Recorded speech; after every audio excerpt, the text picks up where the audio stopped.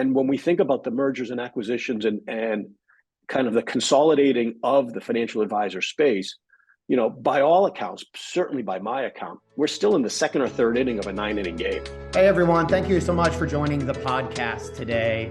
Today's topic is mergers and acquisitions. As I've discussed in other podcasts and videos, a big part of my role as a consultant is just helping financial advisors debunk misconceptions and cut through some of the sales spin and noise that's out there in the industry to make the best time efficient decision possible. And where we've been hearing a lot of noise and things that simply aren't true recently are in the mergers and acquisition space. Recently, we've been working with financial advisors every day that have been told by other sources that they can receive 7, 8 times their trailing 12 revenue for their entire practice, where 99.9% of the time, that's extremely far off from reality. So the reason I wanted to do this podcast today was just to help you better understand the trends in the mergers and acquisition space. What are actual reasonable multiples that you can expect to receive for your business in this environment? Why are financial advisors selling their practice earlier in their career than ever before? And also, what are strategic acquirers looking for in a potential acquisition so you could best position your practice for the future? On the podcast today, I have Jeff Nash, my business partner and the CEO and founder of Bridgemark Strategies, to discuss. Jeff, how are you doing today? I'm great. How you doing, Corey? I'm doing good. Thanks so much for coming on the podcast today. Jeff, I know you've had 20 plus years of experience on the mergers and acquisitions topic, and almost every day, me and you are having conversations about the marketplace. Why do you think there's so much confusion out there around business multiples and what financial advisors can expect for their life's work? It's a great question. I think some of the confusion is just people don't know. And the problem with people not knowing is, and it even comes from, I've heard stories about literally recruiting firms, or I guess they could even call them M&A firms, that are cold calling advisors and selling their practices and literally saying, hey, it's worth 7, 8 times. And it's just not even close to reality in the almost all of those situations. But what's interesting is all of that information culminates with an expectation that is kind of resetting the benchmark. It was one point in time where we used to say, look, if a practice would go for 2 times reoccurring or fee-based revenue and 1 times transaction revenue, and you can blend that together, and that was the value of your business, almost regardless. Now, with the inclusion of a lot of private equity money in the space and in the business, and with the demand for growth, we've seen multiples really going way up. Probably not to the tune of 7, 8 times revenue, as you're saying, but multiples have gotten more aggressive, and it's just understanding how that all works and understanding the variability that can go into that. I think is a really important part. I'm really excited that you're doing this podcast. I think your podcasts and your 2-minute talks on YouTube have been phenomenal for just educating the marketplace, Corey. So I'm congrats to you on that from an educational perspective, and hopefully we can educate some folks today as well. Yeah, absolutely. I really appreciate the time. So, while 7, 8 times your trailing 12 revenue is extremely far from reality for many firms out there, valuations are at an all-time high right now. I do get the question from financial advisors all the time, Corey, this sounds too good to be true. How can these firms actually afford some of the multiples that they're offering financial advisors today? So I guess that's a first question. How are some of the firms out there that are buying practices for these large multiples? How are they making the money work? So it's a great question, and let's put some context around it, right? At what point in time is it too expensive? And when we think about that, here we are in February of 2023, and February 21st of 2023, and we're looking at companies like NVIDIA and Tesla that are trading upwards of a 50 times next year's earnings. And how is that, is that too expensive or not? And it's always relative to the time period. I think what's interesting about companies And if we look a year ago, those companies were trading even higher, certainly from a stock price perspective, because they're down a lot from their 52-week highs. Both of them are. And yet they're now trading at 50 times next year's earnings again. And so is that too expensive? Again, there's a relativity to it.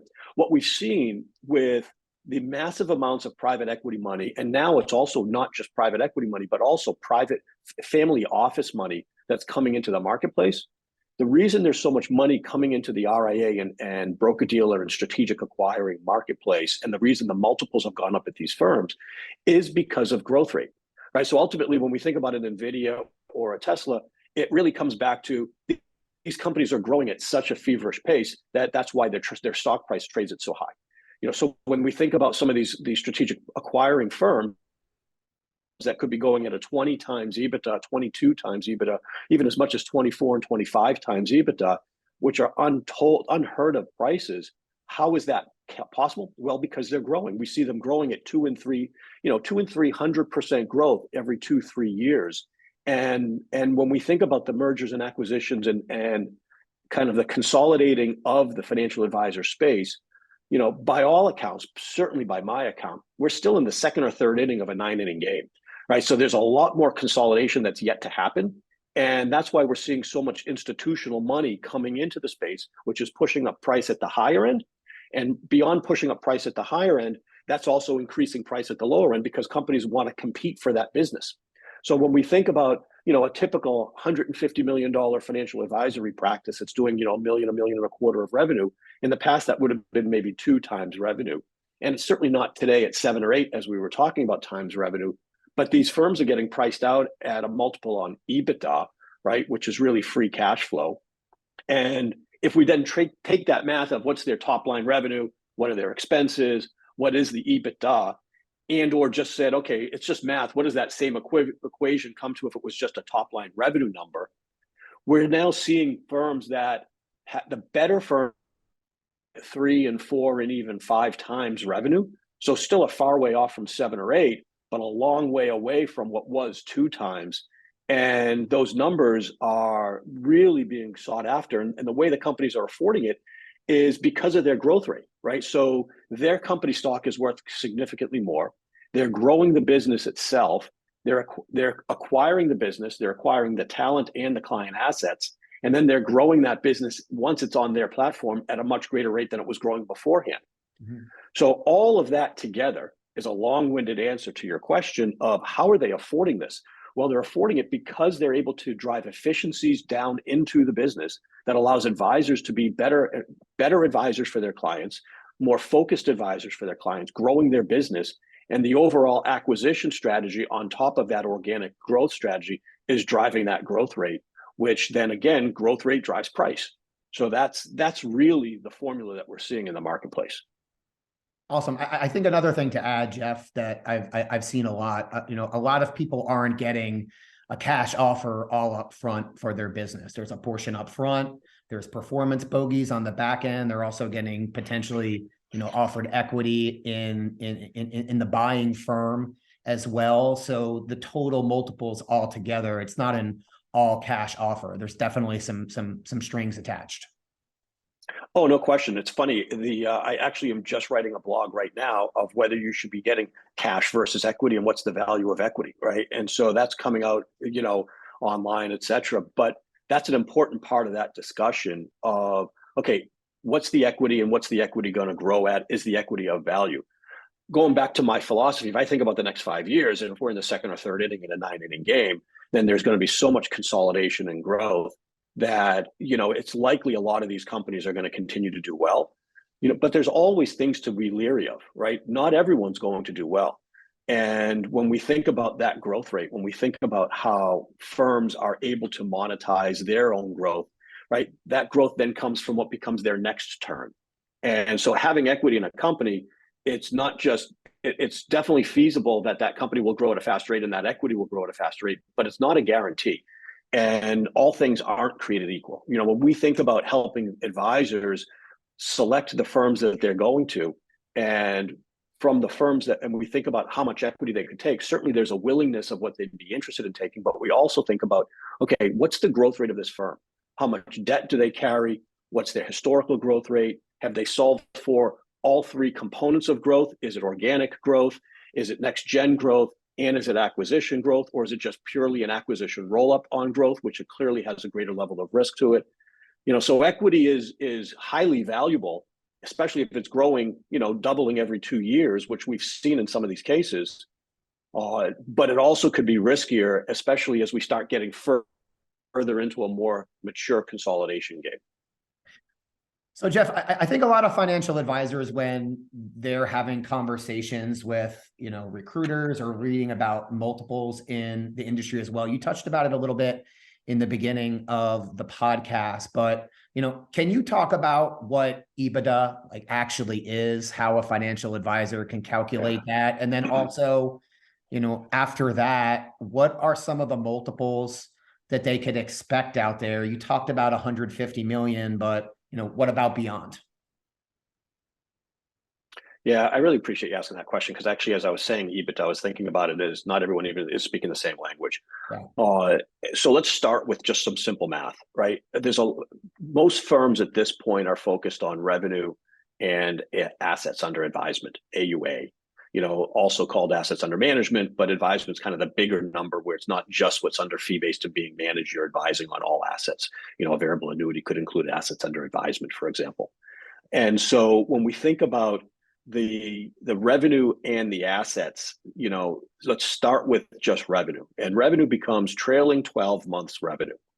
And trailing 12 months revenue is really broker-dealer revenue. So for folks that might be in a wirehouse environment who's looking at their total revenue that includes lending and cash management features, that would be excluded. It's really just the broker-dealer revenue.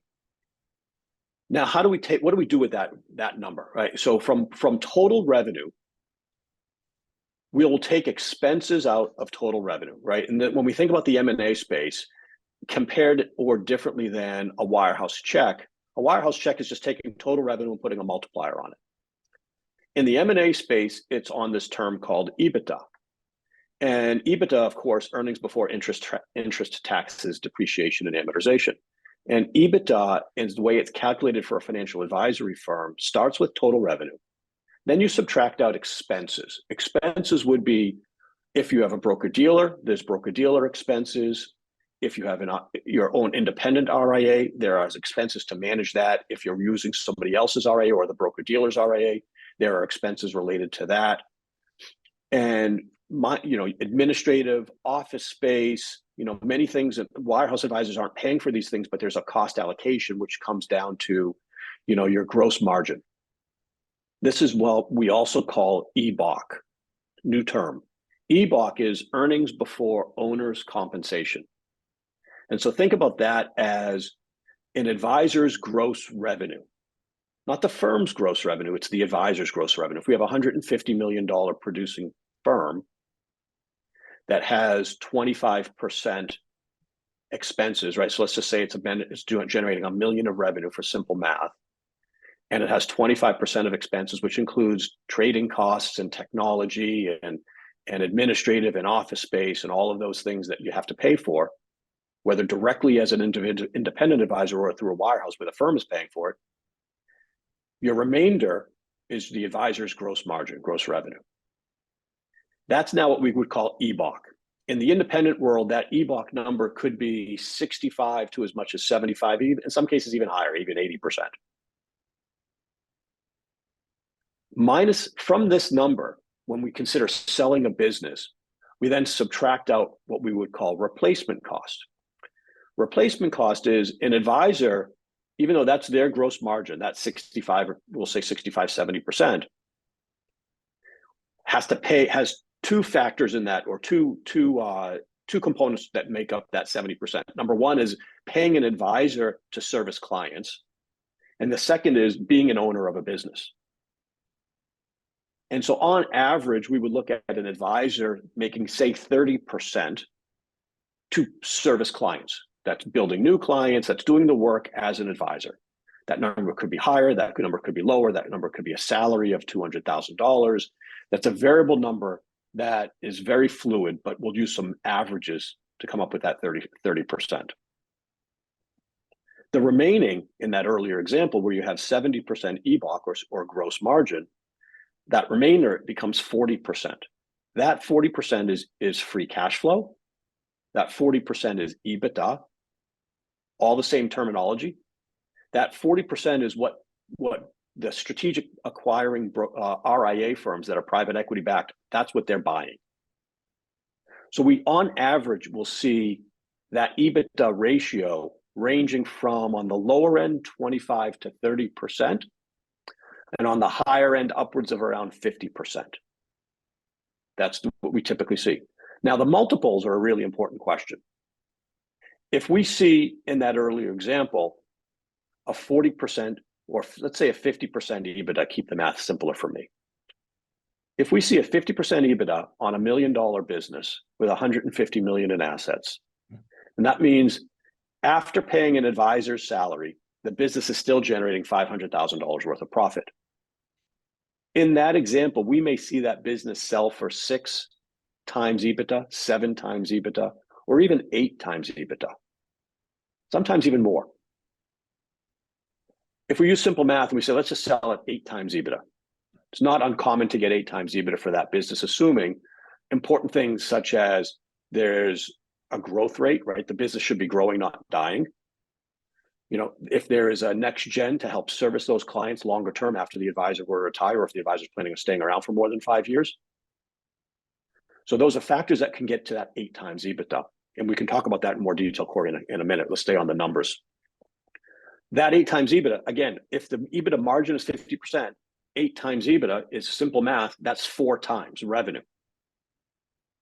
So that business that's doing $1 million is actually worth $4 million. Yep. In that example. And those are real life examples. That's not meant to kind of inflate numbers. Those are clients that we would be working with currently, you and I, that are seeing those numbers. Again, assuming certain things. The last assumption that we have in there is that the business is a planning centric business, and that it's majority, if not exclusively, fee-based asset management. Awesome. Yeah, and for wirehouse financial advisors that are listening to the podcast, that's the difference between a generous 2.5 times trailing 12 revenue multiple for 2.5 million at ordinary income tax rates of estimated 40% versus a $4 million valuation at long-term capital gains rates at an estimated 20% tax rate. So that's a humongous difference. Yeah, I mean, run that math out, and I'm not going to do that for the podcast here, but that's easily 3 or 4 times more after-tax money in your pocket. Of course, depending on what state you live in, because the state income tax on that as well. But I mean, 3 to 4 times multiple is what you could see in the difference. So Jeff, we've worked on a few of them together. Some of the firms that are getting, the 11, 12, even 14 times EBITDA. Valuation. What separates them from some of the other firms out there that would get a lower valuation? What are the qualities that are giving them the maximum valuation? It's largely connected to size, is what we see.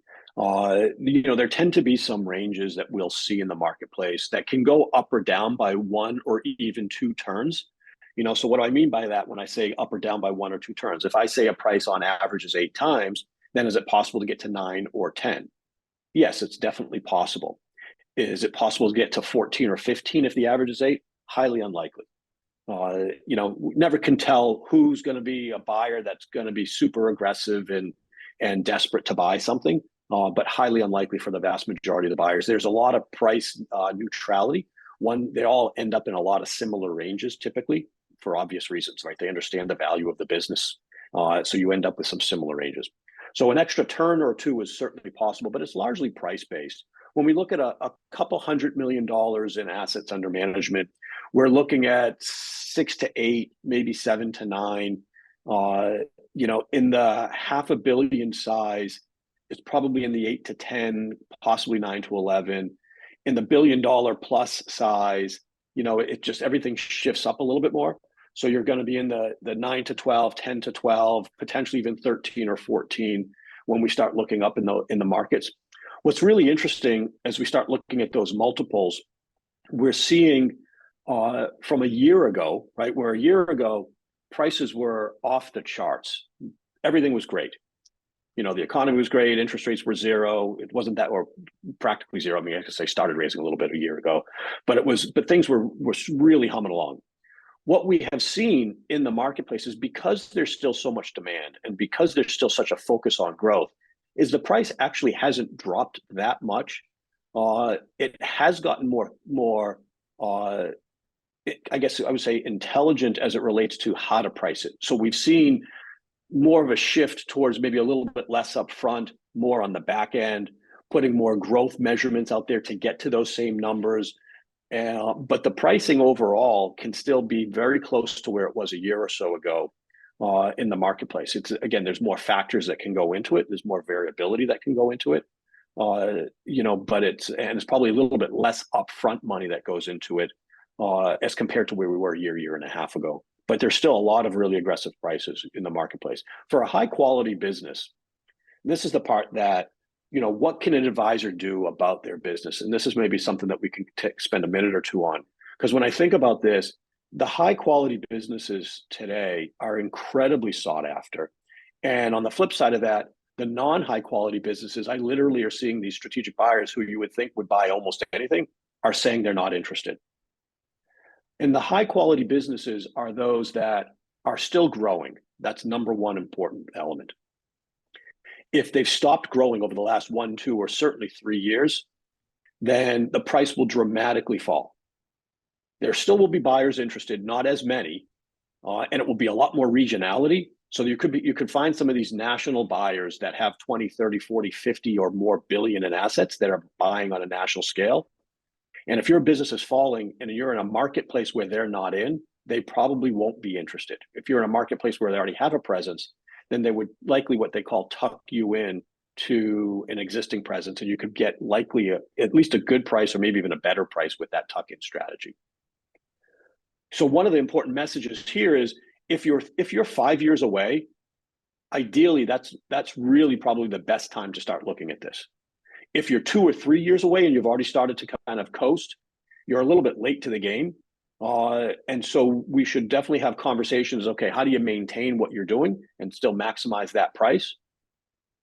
Assuming you want to take care of, kind of sell the business to the next, kind of, and keeping it around.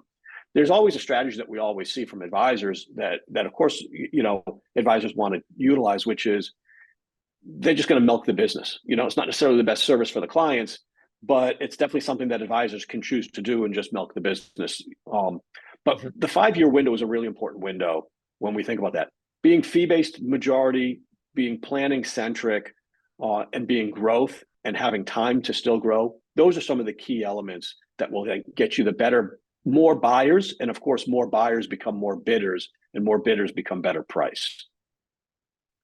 In the beginning of the podcast, we talked about some of the trends that we've been seeing. And I think a lot of financial advisors, when we speak with them on the phone and talk with them about their options, I still think there's a lot of financial advisors out there that think when, they sell their business, it means that, they're selling their assets, they're working for a couple of years, and then they're, phasing off into the sunset. Where in fact, there's been over the last couple of years, a pretty big shift where a lot of financial advisors actually want to sell and stay in place. And we have more of those conversations every day. Can you kind of, talk about that shift and what that potentially looks like? It's an important shift. It really is. It goes back to what I was just saying, is having 5 years or longer. For those advisors that are thinking, I want to retire in a year, the prices that we're talking about where it can be really robust pricing it may have already passed you by. And so the sell and stay strategy is really designed, a lot of it, by these firms. These firms, part of the reason they're growing is they get advisors that are still energized to grow, who are frustrated with the regulatory, all of the elements that are being imposed by their broker-dealer or compliance professionals. And at the end of the day, they love doing financial planning for clients and helping clients, with achieving their goals. And that becomes a lesser and lesser percentage of their time as their business grows. Whether you're in a wirehouse or otherwise, we all know the same statistics, is that less than 50% of your time is spent upwards on other things. And it's a little bit higher on the independent side because they got to run a business, and a little bit lower on the wirehouse as it relates to those percentages on other things, right? A little bit more time on just servicing clients. And the more you can take that off, all those things off of your plate, the more focused you can be on helping clients, and that allows you to grow your business, and it re-energizes you. And that's what these firms really are interested in. They're interested in advisors growing. They're interested in the sell and stay scenario more than anything, because their belief is they can help you grow faster. And it's not just their belief, it's a proven track record at this point, because this is not something that is, we're not that early where this would be the Wild West, if you will, where we're just still experimenting. This is well proven that they can increase your efficiencies and help you drive growth at a faster rate, which drives the growth of their company. And having that alignment and then equity ownership, everybody's aligned and everybody's moving in the same direction. And it really is that sell and stay scenario is what's preferred. I'll take that a step further. What does that mean? That's not a 60-year-old looking to stick around for 3 to 5 years and then retire. We're seeing more and more advisors in their 50s and even in their 40s who are looking at this strategy, recognizing that there's an expression. They could be, the captain of a dinghy, or maybe the lieutenant on a battleship, and they're going to have a lot more resources to be able to support their clients, provide better expertise, better planning, better results, and having more fun doing it because of all the obstacles. And they still own equity in what becomes a fast growing company. And that's what checks a lot of boxes for a lot of people, is they recognize that they can actually still have a lot of fun and still do really good work for clients and still have equity in the growth opportunity to really continue to make a lot of money beyond just cash flow by having equity in that parent company. And we speak with a lot of financial advisors, Jeff, that they've built an amazing business. They absolutely love working with clients, but they've grown into this captain role, and they don't really want to do all the roles that come along with that. The HR reviews, like being the leader. They want to get back to serving clients and building their business again, the things that are really fun. And they have the ability to do that with a sale many of times, outsource the things that they don't want to do and focus on what's important to them if they find the right fit. Yeah, I mean, it's just, and some of it maybe is just putting some framing around it. I mean, I know of one particular firm. I mean, they're like $60 billion now. But I know an advisor that joined them 8-ish years ago, maybe it's even 10 at this point. And he's literally grown the equity value because of the company he sold his company. He was at $250 million. He's now managing $2 billion. And he got equity in the company, and the return on that equity investment has been a 50-fold growth number. So, I mean, if you think about, that's literally, if he had $1 million in equity, I don't know what he took, that $1 million is worth $50 million. And that's different than the $2 billion of management that he's now managing, which is also his cash flow. It's insane what we've seen with some of the growth from these companies, and how you think this person ever looks back and says, hey, this was not a good move. Clearly, right? And does he have frustrations? I'm sure there are some frustrations every day. Everybody's got frustrations. There's nothing perfect.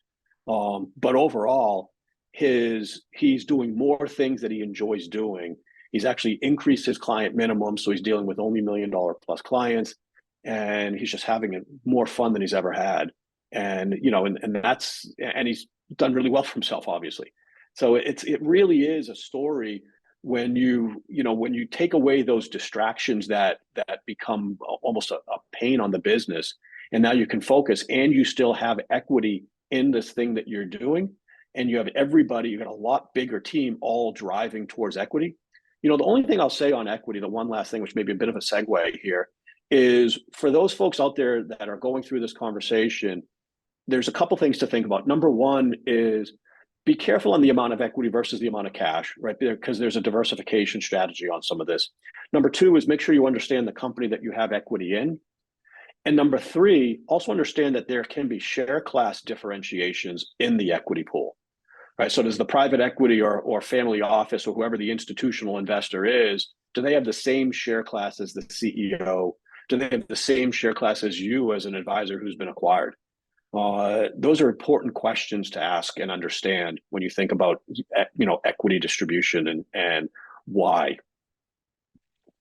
Yeah, many people have only, they've sold zero businesses in their life. This is their first time they're considering it. And there's a lot of pitfalls to avoid and a lot of questions to ask that, a financial advisor might not just know to ask because it's their first time doing it. So definitely makes sense to Yeah. work with someone, who's done this before for sure. But, Jeff, one other big trend that I've been seeing, that a lot of financial advisors might not know about as well, is the partial sale. I'm working with a financial advisor right now, a multi-million-dollar firm. The father's been in the business for 25 plus years. He wants to get out of the business and pass the business on to his two sons. But he wants an equity event to be able to, retire comfortably, yet he wants the flexibility to pass something on to his sons that they're going to be able to build and own down the road. And I tend to have more conversations like this every single day. We talked about the entire sale where you wind up being an employee of the firm that buys you, but can you talk about the partial sale a little bit?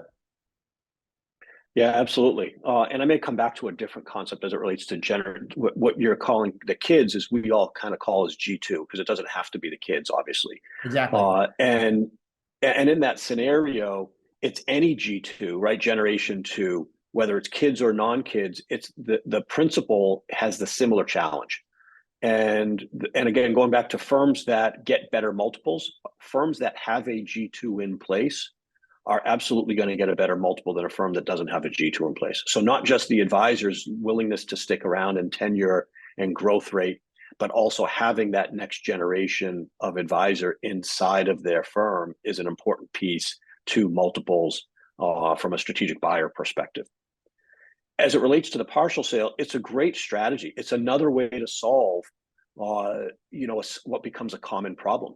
What we've seen is when we think about G2, no question. I mean, there are tens of thousands of advisors in the industry that are seeking a G2. And that's not even an exaggeration. Literally tens of thousands of advisors are seeking a G2. There are more advisors. I think the statistic is there are more advisors over the age of 70, and it may even be over the age of 80. I'm trying to remember the exact statistic. More advisors over the age of 70 than under the age of 30. And by the way, that stat may be over the age of 80, under the age of 30. So there's a huge need for G2 in the industry. And again, tens of thousands of advisors. Having that only solves half the problem, because then what happens is I've got a client right now that has 4 advisors as G2, and that you can't sell to a G2 is part of the problem. Most 30 and 40-year-olds are still earlier in their life cycle. They've got kids at young ages, and they're not interested or willing to take on a multi-million-dollar loan separate from their house to buy out the principal. And that's what the transaction becomes, is you have to take on a multi-million-dollar loan, put it in your own personal name to buy out the principal's interest. And many of the G2s are great advisors and could even turn into rainmakers and leaders, et cetera. But that to go from point A to point B of financing it and borrowing all that money to take out that senior advisor is something they're not willing to do. And this is where the partial sale comes into play. The partial sale allows you to sell what becomes 30%, 40%, 50%. There are different firms that have different formulas, but it allows you to sell a percentage of the business, which essentially buys out the senior advisor. And then the business itself, right? So the senior advisor still has some equity, but now they're taking the cash for that, what becomes that 30%. So their piece drops way down. And now it allows the junior advisors to continue to just grow with the business. The senior advisor is not looking to necessarily retire tomorrow. And that partial equity piece becomes an institutional investor in your business. And this we've seen moving down market is where we've seen it, even to the tune of a couple $100 million practices, right? Financial advisor firms that have a couple $100 million, $1.5 million of revenue, typically 2 million of revenue. The floor can be in that 1.5 to 2 million revenue, but it's not in the multi-billion-dollar, tens and 20 million of revenue space anymore. It's really moved down market to have these solutions available, and it's the same type of a solution. In a $2 billion firm, you have a similar scenario where it's just that much more money that the juniors can't afford to buy out the senior. And in a $200 million firm, it's a very similar scenario, just different numbers, different scale, where they can't afford to buy it. So that partial scenario, it's great to bring it up, because again, I don't know that people know it's out there in the marketplace. And it's a two-part solve. Part one of the solve is out there, finding G2. There's a huge need of G2. In fact, as you know, Corey, we're kind of just launching a website to really help G1 advisors in the marketplace finding G2 advisors, right, through our website, Bridgemark Strategies. And it really is that goal of matching those folks who would like to be a G2 with those folks who need a G2. And so that's something that we're launching. That becomes part one of it. Then part two is, okay, now that you've got G2 in place, great, the company's going to have a better multiple, most likely. Now, how do you finance that? And there's clearly debt financing that some people might be interested in, but now there's also equity financing. Yep. And that's the big shift, that equity financing, to be able to do a minority and still retain control of the company, still retain the direction of the company, and still, again, sell the company again in the future, should you want to sell it again. So many solutions out there. It's great that the industry is constantly pivoting. Very complicated, no question. And now even some of the, the top independent broker dealers out there are acquiring financial advisors underneath their umbrella in minority and entirety as well. So, everyone seems like they're stepping up to the plate for sure. Jeff, do you think there's anything that we didn't cover on the call today that you think, listeners should know about? I think it was great. I mean, there's so much information here. And actually, honestly, Corey, I would love to see maybe some of your YouTube videos pick up maybe just bits and pieces, just kind of highlights in 2 and 3 minute segments, so that someone doesn't necessarily have to listen to the whole call if that's something they don't want to. So just something for you to consider. But there's so much, the biggest thing here is clearly the complexity, right? There's so many different directions. There's so much opportunity for folks. And it really starts with help educating people. The only other thing I would add to it is when it comes to evaluating firms, what our philosophy has always been around feel, fit, and financials. And in a strategic buyer type perspective, that doesn't change. Feel, fit, and financials is by far the best way to find the right partner for your solution. It helps you manage the team, the staff, the junior advisors, if that's applicable, helps you message to your clients how and why you selected a firm, right? Going through the proper evaluation of any firm and utilizing feel, fit, and financials, I think, is an important piece to add to that. Awesome, Jeff. I really appreciate the time today. I thought Thanks, Corey. Great. And if anyone has any questions on the mergers and acquisition space, what their practice is worth or what their options are, please reach us at www.bridgemarkstrategies.com, and we'd love to have a conversation. Thank you so much for your time. Hope you have a great day.